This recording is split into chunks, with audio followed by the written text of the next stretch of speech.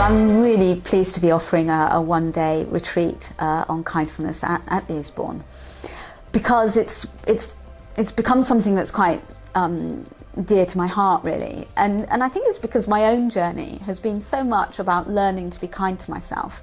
I come from a family of alcoholics. You know, there's a lot of wounding there, and I've had to learn to be kind to myself and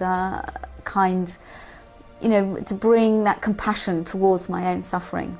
And that's what, you know, after years of teaching mindfulness, I'm kind of, and kind of all the kind of that I bring to that is now, you know, we can start really focusing on something, on that particular aspect. And it's crucial, you know, the kindness, compassion aspect of mindfulness is crucial, really. You can't have mindfulness without having that. They're almost like two sides of the same coin, really.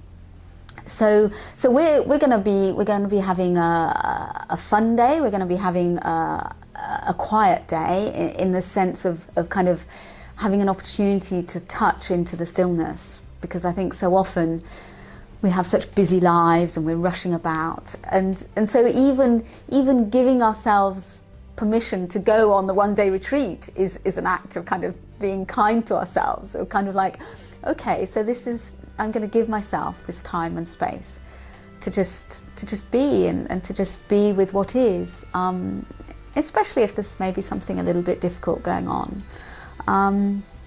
I think, you know, there are a lot of mindfulness teachers around nowadays, and each one brings something unique, something different, and I think what I bring is, having been through these quite extraordinary and intense experiences of spiritual emergency and emergence, then that's a dimension that I bring to my mindfulness teaching, to my work, in terms of being able to trust that whatever we're going through is okay.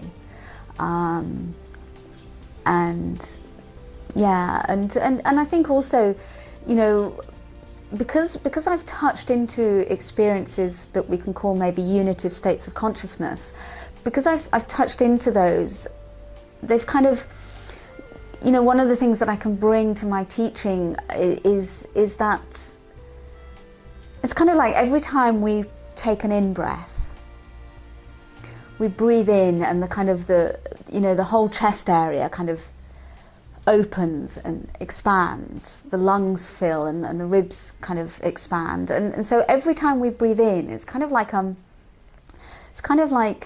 a moment of being able to, an opportunity to touch into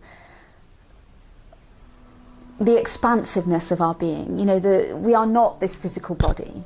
We're not our thoughts, we're not our feelings. So I think with every in-breath we can almost kind of remember and touch into that. And so that's, you know, I kind of feel, you know, that's kind of what I bring to my mindfulness.